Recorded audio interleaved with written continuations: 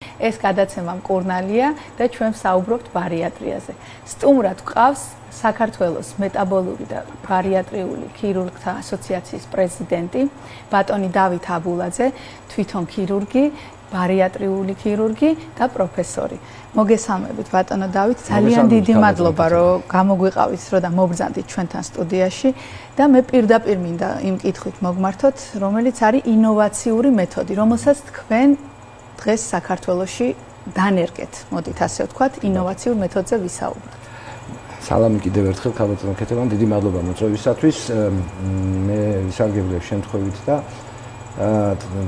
ესე იგი მინდა საქართველოს მოსახლეობას მიულოცო ახალი პატრიარქის არჩევა, ნამდვილად ჭეშმარიტი გაგრძელება იქნება ქრისტიანულ გზაზე ქართული ერის. დიდი მადლობა. რაც შეეხება სიახლეს, ნამდვილად ეს მარტო საქართველოსთვის სიახლე არ არის, ეს არის მსოფლიოსთვის სიახლე, კერძოდ იზოლირებულად მეტაბოლური ოპერაცია, რომელიც სრულდება მხოლოდ და მხოლოდ იმისთვის, რომ მეტაბოლური სინდრომი იქნას დამარცხებული. მეტაბოლური სინდრომი რას წარმოადგენს? ეს აი ხალხში უფრო რომ ესე ვთქვათ, ხალხისთვის ადვილად გასაგება ვთქვათ, აი ინსულინ რეზისტენტობა, ეს ძალიან ესე ვთქვათ, ამ ბოლო დროს ფართედ გავრცელებული ტერმინი არის, ასევე აწეული ჰომაინდექსები, ლიპიდური ცვლის დარღვევა, რომელსაც თან ახლავს ჭარბიწონის განვითარება, ანუ წონის მატება.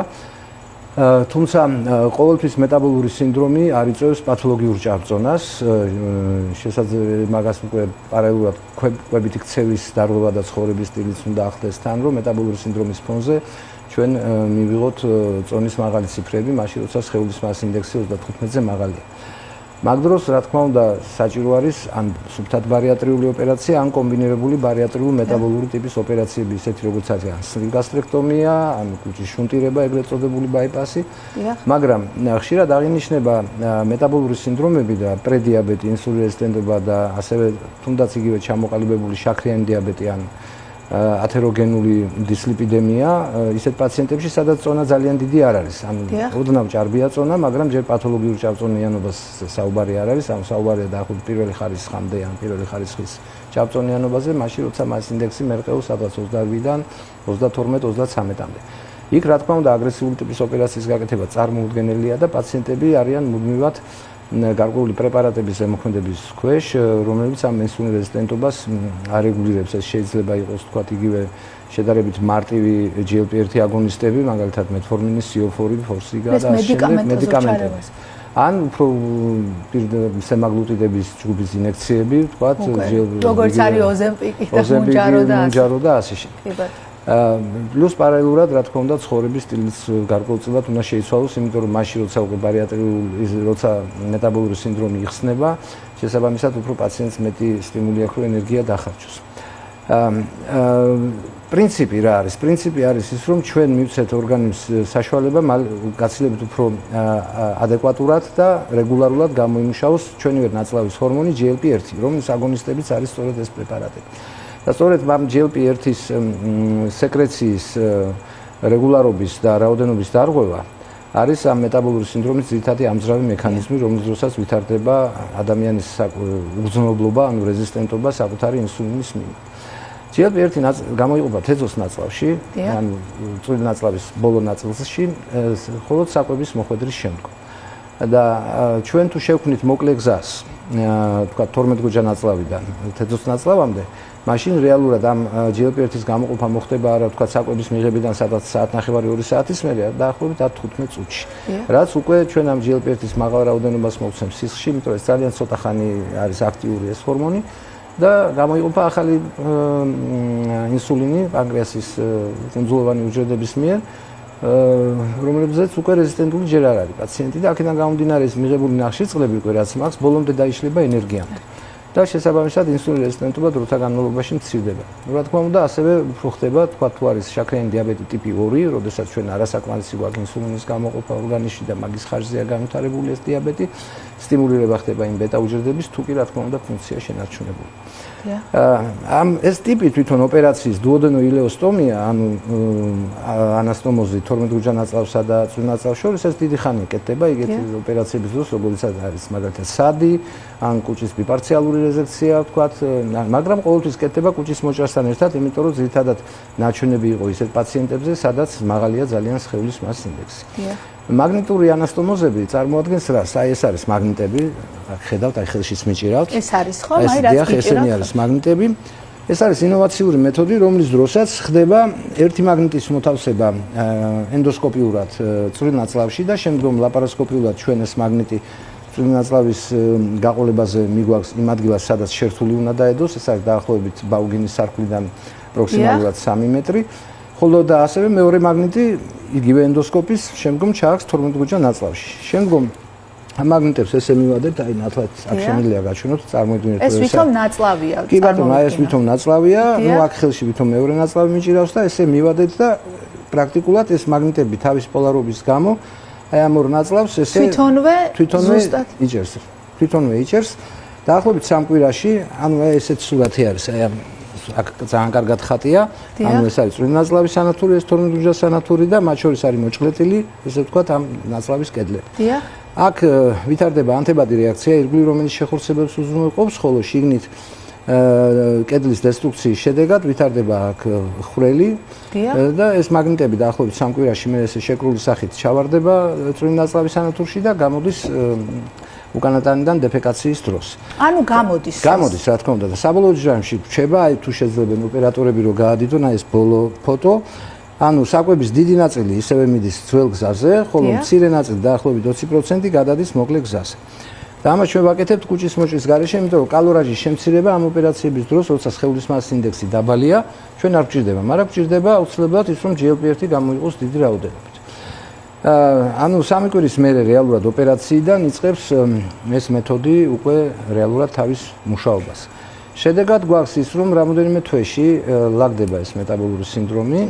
თქვათ თუ არის შაქრიანი ტიპი 2 დიაბეტი არაკონტროლირებადი, ის უკვე კონტროლირებადი ხდება, შესაძლოა რამოდენიმე პრეპარატი მაინც დაჭირდეს პაციენტს იმისათვის, რომ თქვათ ვაკონტროლოთ, მაგრამ თუ არის კონტროლირებადი შაქრიანი დიაბეტი, იქ როგორც წესი უკვე პრაქტიკულად დიდი ალბათობით პრეპარატებისაგან თავისუფალი იქნება და ანუ რემისიაში გადავა ეს დიაბეტი. რაც შეეხება ლიპიდების ცვლის დარღვევას, ეს როგორც წესი პრაქტიკულად ლაგდება ამ ოპერაციის დროს. ეხლა ნუ უპირატესობა რა აქვს ამ ოპერაციას სხვა ოპერაციებთან შედარებით, ბარიატრიულ და მეტაბოლურ ოპერაციებთან, ისეთი როგორც არის სლივგასტრექტომია, ან კუჭის ბაიპასი, შუნტირება. უპირატესობა ის აქვს, რომ არ ხდება კუჭის მოჭრა, შესაძლებელია დაბალი სხეულის მასის ინდექსებზე. გამომდინარე იქიდან, რომ ჩვენ ნაწლავის სანათურს არ ვჭრით და აქედანაც არც ვკერავთ და არც კუჭის სანათური არ იჭრება და არ იკერება. და ეს მაგნიტები თვითონ ახდენენ იქ ანასტომოზის ჩამოყალიბებას, გამორიცხული არის ესეთი გართულებები, უკვე ათასობით кейსი არის გაკეთებული ამ ბოლო 4 წლის მანძილზე მსოფლიოში, რომელიც როგორც არის სისხლდენა ანასტომოზიდან, ან ნაკერების უკმარისობა, რომელიც ერთ-ერთი ყველაზე დრამატული გართულებაა და ძალიან მაღალი სიკვდილიანობით ხასიათდება. აი ეს ორი გართულება გამორიცხული აქვს. რაც შეეხება სხვა ისეთ პრობლემებს, როგორც არის ვიტამინების დეფიციტი, ნუ ეს ეხა ფიზიოლოგიური თემები, ეს რა თქმა უნდა გარკვეულწილად ახასიათებს ნებისმიერ მეტაბოლურ ოპერაციას, თუმცა აქ არის თემა რა, პაციენტს აქვს მეტაბოლური სინდრომი, შედარებით ჭარბი წონა, სვავს რაღაც გარკვეულ პრეპარატებს, მაგრამ მაინც ვერ ერევა, ხოლო ამის შედეგად კი ბატონო შესაძლოა ვიტამინების მიღება და პროტეინების მოუწიოს, თქვა წელიწადში 4-5 თვის მანძილზე და სამაგიეროდ იყოს ჯანმრთელად. კი, რა თქმა უნდა. და იცით რა მაინტერესებს, აი თუ გქონიათ ოდესმე, თქვათ ესეთი кейსი, რომ თქვათ არ გამოსულა ეს მაგნიტი არ გამოსულა, არასოდეს ყველა ვარიანტში გამოდის. კი ბატონო. ყველა ვარიანტში გამოდის. თან ეხლა კიდე ერთი უპირატესობა აქვს ამ ოპერაციის, რომ თქვათ რაღაც არ მოგვეწონა, ხო?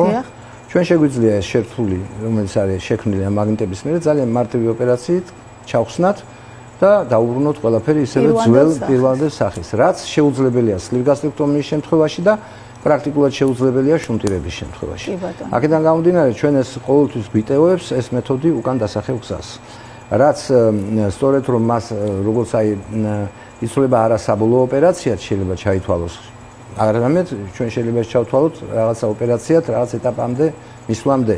თქვათ, რომლის მეც აღარ უნდა პაციენტს რო ეს თქვათ კიდე ვიტამინების სვას, კიდე ის მოსდა, ჩვენ შეგვიძლია თავისუფლად უკან დავაბრუნოთ, ან როგორც პრეპარატს ღებულობდა, მე მოსნი აღარ გინდა იმის მიღება, ესეც შეიძლება თავისუფლად. ეს ძალიან მნიშვნელოვანია. ძალიან მნიშვნელოვანია. თუ აი პრეოპერაციულად, თუ უნდა რამე განსაკუთრებული მომზადება ამ მეთოდს. რა თქმა უნდა, პირველ რიგში უნდა დაისვას დიაგნოზი. ანუ ჭარბჭონიანობის მიზეზი ყოველთვის მეტაბოლური სინდრომი არ არის. შეიძლება ადამიანს ჰქონდეს ძალიან მაღალი წონა და საერთოდ არ ჰქონდეს მეტაბოლური სინდრომი.